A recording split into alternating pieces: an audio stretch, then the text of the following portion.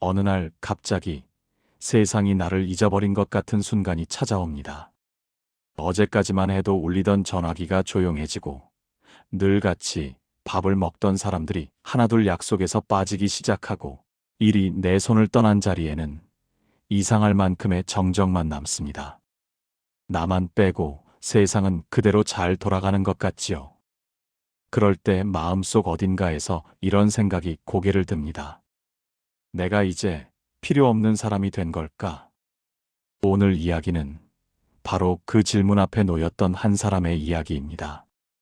조선의 가장 높은 자리에서 가장 낮은 자리로 떨어진 남자. 모든 것이 끊어지고 모든 문이 닫힌 뒤에야 비로소 지켜야 할 단 한 가지를 발견한 사람. 다산 정약용입니다.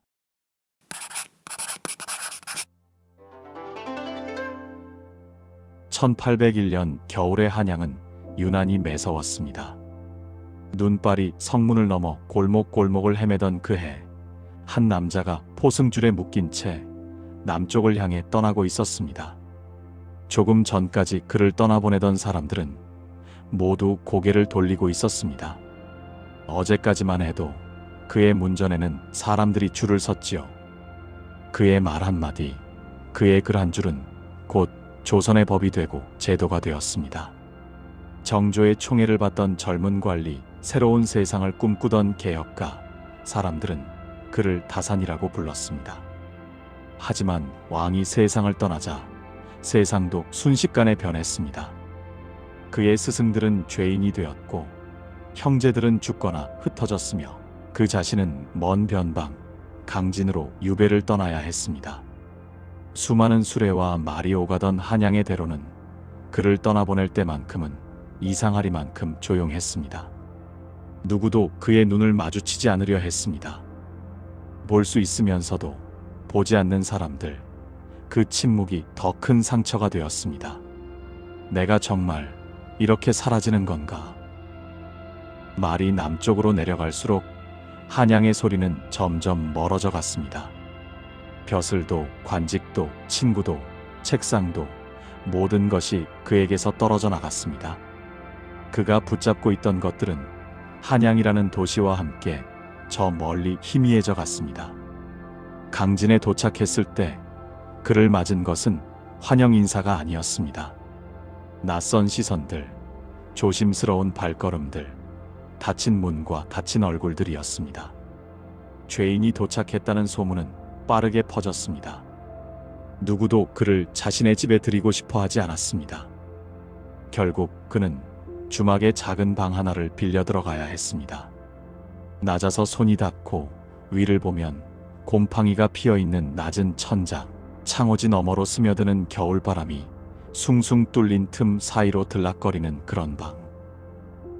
한양에서의 그의 방은 늘 사람들로 붐볐습니다. 제자들이 드나들고 편지가 오가고 밤이 깊도록 토론과 웃음과 한숨이 섞여 있었습니다. 하지만 강진의 그 방에는 그와 바람밖에 없었습니다.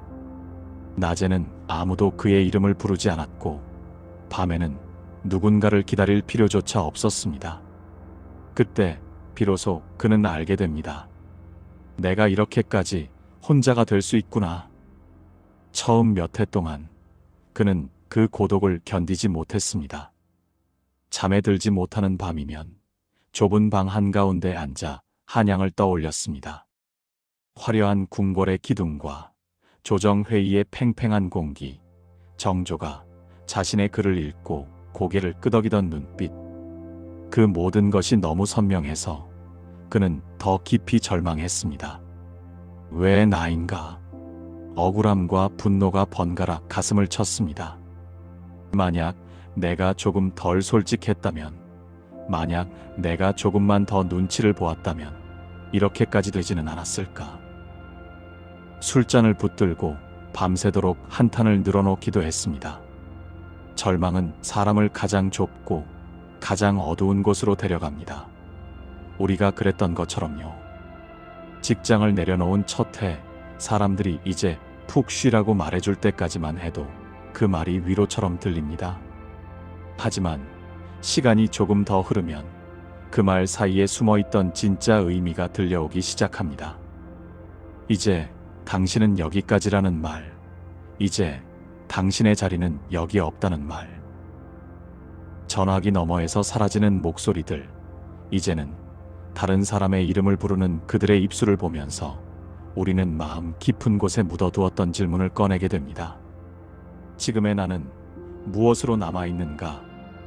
다산 역시 그 질문 앞에 오래 서 있었습니다. 몇 해가 더 흐르고 머리카락 사이로 흰빛이 비치기 시작하던 어느 날, 그는 문득 깨닫습니다. 강진으로 온 뒤 자신이 잃었다고 생각했던 것들의 목록을 떠올립니다. 벼슬, 명성, 재산, 사람들, 자리, 이름. 그러고 나서 아주 조용히 중얼거립니다. 정말 이 모든 것을 지켜야 했던 걸까? 그 순간 그의 시선은 바깥이 아니라 처음으로 자신에게로 향합니다. 그리고 오래전 큰형 정약전이 자신의 서재에 붙였던 세 글자를 떠올립니다. 나를 지키는 집, 수호제.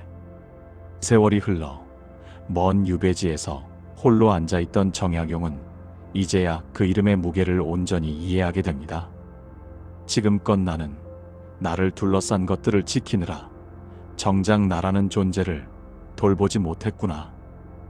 그는 붓을 들어 형이 남긴 그 세 글자에 지금 자신의 마음을 겹쳐보며 한 편의 글을 씁니다. 천하 만물은 모두 지킬 필요가 없다. 오직 나만은 지켜야 한다. 밭은 지킬 필요가 없습니다. 밭이 나를 두고 도망가는 법은 없으니까요. 집도 지킬 필요가 없습니다. 집이 나를 버리고 다른 주인을 찾아 떠나는 경우는 없으니까요.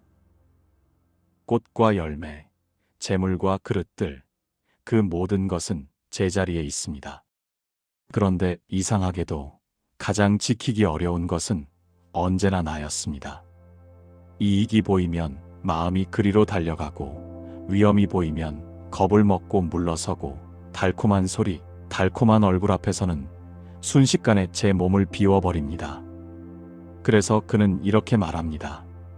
세상에서 가장 지키기 어려운 것은, 천하 만물 가운데 가장 쉽게 도망치는 것은 바로 이 나라고. 다산의 이 깨달음은 그의 유배 생활을 완전히 바꾸어 놓습니다. 한양을 향해 한숨 쉬던 사람에서 자신의 내면을 향해 붓을 들이대는 사람으로, 세상의 시선을 붙잡으려 애쓰던 사람에서 조용히 자신의 마음을 살피는 사람으로, 그때부터 강진의 그 좁은 방은 형벌의 공간이 아니라 나를 지키는 연습장이 됩니다. 그는 책을 읽습니다. 한 글자 한 글자 마음에 새기며 읽습니다. 그는 글을 씁니다. 세상에 내놓을 글이 아니라 먼저 자신을 단단하게 묶어둘 말들을 골랐습니다. 그렇게 18년 동안 유배지의 그 초라한 방에서 탄생한 책들이 지금 우리가 알고 있는 목민심서, 경세유표, 흠음신서입니다. 조선의 백성, 나라의 제도, 억울한 사람들의 눈물을 생각하며 그는 하루하루를 자신을 잃지 않기 위한 싸움으로 채워 넣었습니다.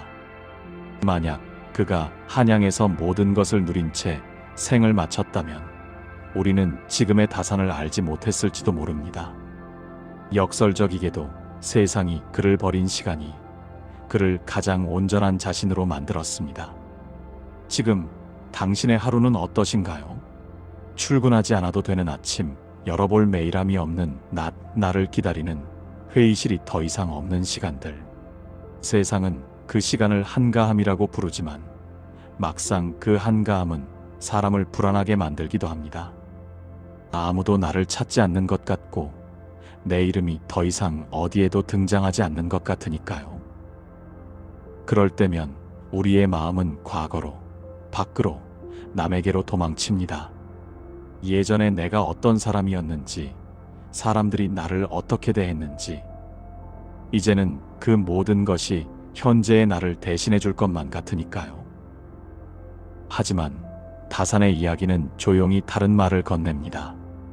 지금 이 시간, 세상이 당신을 불러주지 않는 바로 이때, 지켜야 할 것은 그 어떤 자리도, 그 어떤 호칭도, 그 어떤 명함도 아니라는 것을, 지켜야 할 것은 한 사람의 마음, 한 사람의 생각, 한 사람의 하루라는 것을, 그 한 사람은 바로 당신입니다.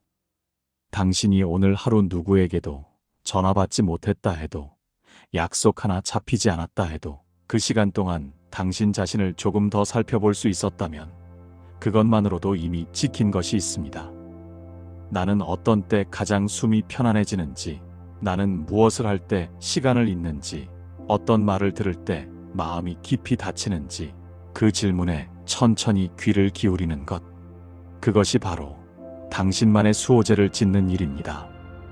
다산이 강진의 작은 방에 그 이름을 붙였듯이, 당신의 방, 당신의 책상, 당신의 산책길에도 그 이름을 조용히 붙여보셨으면 좋겠습니다. 여기는 나를 지키는 자리다. 누가 불러주지 않아도, 누가 알아주지 않아도 오늘 이 자리에서 숨 쉬고 걷고 생각하는 당신이 있다는 것, 그 사실 하나만으로도 당신은 이미 가장 지키기 어려운 것을 묵묵히 지켜내고 계신 겁니다. 세상이 등을 돌린 것 같은 날에도 당신은 당신을 향해 등을 돌리지 않았습니다. 그 사실이 당신 인생의 가장 깊은 품격입니다. 오늘 이 이야기가 당신 마음 한켠에 작은 현판처럼 걸려 조용히 오래 남는다면 그걸로 충분합니다. 지금까지 보물상자였습니다.